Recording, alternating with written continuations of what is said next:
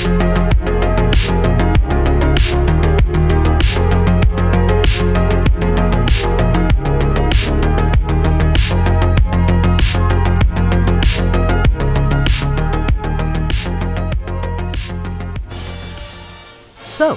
you want to main Pyro.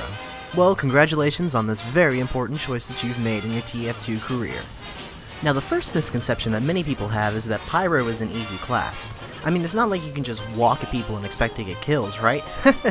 Because, it actually works out better than that. Now, before we learn how to play the Pyro, we must get some very important misconceptions out of the way. Number 1, Pyro is a hated class. Now, it might be true that the Pyro is in fact the most hated class by players. It is the most loved class by Valve next to Spy. Ooh. I mean, why else would they take one of the most broken and overpowered weapons in the game and buff it even more that one time? Another common misconception about the Pyro is that it's more of a utility class, meant for blasting people off of objectives and being one of the more all-around defense players of the game, when in actuality, it's there solely for the individual. You just walk at stuff and get kills. That's it. Now, another thing that many Pyro mains argue are the skills that, quite frankly, don't exist if you're playing Pyro. Number 1, Extinguishing. Extinguishing is a myth. Okay, your right mouse button as a Pyro does not exist. Only your mouse 1 button. Also, doesn't it stand to reason that the air blast that's coming from the fuel supply is gonna make the fire worse? I thought so. Also, Deflecting. Deflecting is impossible. You can't do it. You don't push your mouse 2 button. Not only that, the timing is impossible. It is literally impossible. Like, obviously, Pyro mains that are really good are using Loadout box. That's the only explanation. And Valve, your favoritism towards the Pyro is sickening. You need to ban these people that are using Loadout box to get good at deflecting. Spy checking. Spy checking is a very important part of TF2. It keeps those pesky spies away from enemy buildings and also keeping knives out of backs for your team. But every class can spy check now. It's easy. Here's how spy checking works on a team that doesn't have a Pyro because they're smart. Basically, you've got your team, and what your team does is it stands around in a cluster, and it waits. What is it waiting for, you may ask? A knife to the back. As soon as somebody gets backstabbed, everybody relentlessly pursues that spy in order to kill it. Now, as soon as that spy more than likely dead ringers out of there unscathed, everybody goes back to playing the objective. And they wait around for somebody else to get backstabbed, and it's just a wash, rinse, repeat cycle. Now, I'm sure if you had a Pyro, you could prevent people from getting backstabbed or even keep spies away from gear entirely, but what's the fun in that? You get to go on a spy hunt, team. Go for it. Now, in order to play any video game on the computer well, you obviously need to spend a shit ton of money on gear. Now, most people, like myself, have a Razer Naga. Not only does it help with MMOs, it also helps really well with, shooters like Team Fortress 2, because it's got a pad on the side and allows you to pick buttons and switch weapons and pick spy disguises really easily. And the Razer Naga is a mouse for tryhards. You're trying to do this on pure skill. No augmented skill here. You just want to trash your Razer Naga. And as a keyboard, I've got a Logitech G510S with a whole bunch of macro keys on it, and it also glows. Basically, any gaming paraphernalia that glows is for tryhards, so you want to get rid of those immediately. You are a class of skill. You're better than everybody else, but that doesn't mean that you can have gameplay accommodations to make your gameplay experience more streamlined. So what we're going to do is we're going to modify our mouse.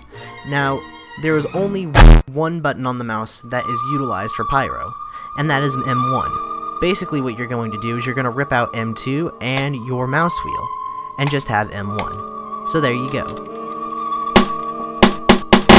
And it doesn't matter the mouse. You could even, like, modify your Razer Naga if you really wanted to.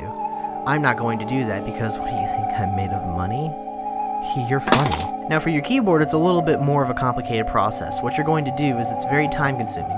You must rip out every single key except for W, space, G, and E. And also, when you rip out all those keys, you can use the keys to personalize your keyboard. See there, I spelled dicks. Aren't I funny? Now, another thing that you might want to do in order to make your gameplay more streamlined is you want to get rid of that excess keyboard. So go ahead and just break the keypad over your knee. There you go. You're good. Now you're ready to play. Now, the next big thing about playing Pyro is your loadout. Now, everybody who's anybody in Team Fortress 2 will already tell you that the one true primary for Pyro is the Phlogistinator. You don't need to worry about anything else. You don't need to worry about secondaries or melee weapons, or even cosmetics for that matter. The most I would do for cosmetics is possibly the Manco store cap with some very stylish professor specs, and if I'm feeling festive and fun that day, I might even put on a Team Fortress 2 birthday hat. But other than that, you're set, and you're ready to go. Now here's the breakdown of the buttons that you're going to be using. You use W to walk at people, obviously. That's the only movement button you're going to be needing. Now your space is your jump. Basically, you're going to constantly jump. You want to make sure that you're jumping at a constant rate so that your movement patterns are easy to gauge so that snipers can headshot you out of midair. Also, you want to keep jumping to make sure that you can surf enemy explosives and get in people's face easily. Now the G key is probably your third most important button, and that's your taunt key. Not only do you need it to use your oomph ability to get crits, but you also need it to be a nuisance to everybody and show how pro you are. Remember, pros taunt after every kill. Every kill. Now E is obviously to call for medic. As you're playing, you're going to get killed a lot, and when you aren't getting killed, you're going to get hurt because you're doing the most for your team. And because you're doing the most for your team, you're going to need recognition and payment for your abilities, which is where you spam for medic.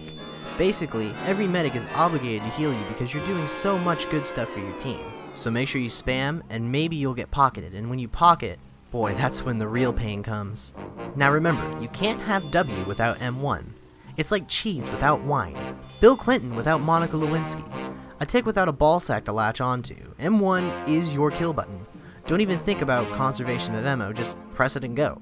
To stop is to die.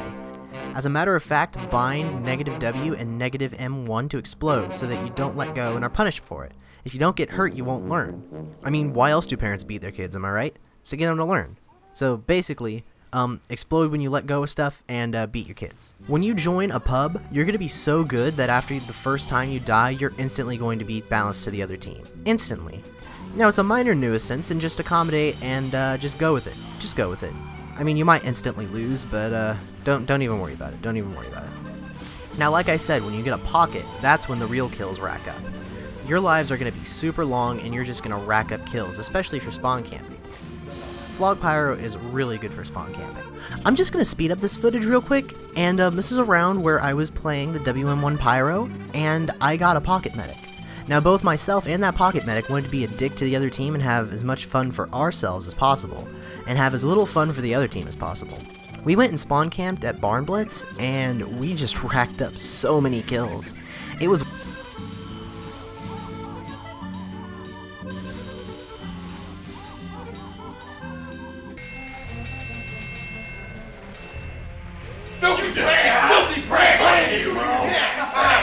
wild how easy it was, and to be honest, I feel kind of bad in hindsight, because let's face it, nobody likes to get spawn camped, but then again, good teams don't get spawn camped. You can't let a pyro with a pocket medic be the one thing that's keeping your team from advancing.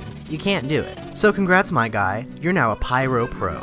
Now remember, your kill-death ratio is equal to your dick size, so make sure that you flaunt that around like nobody's business.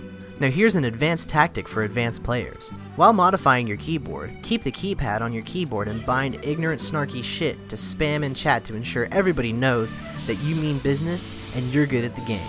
Remember, you're good in your own mind, not to everybody else. Everybody else is wrong. You're literally the best. You are the best. The best. The best. The best. The best. The best. The best.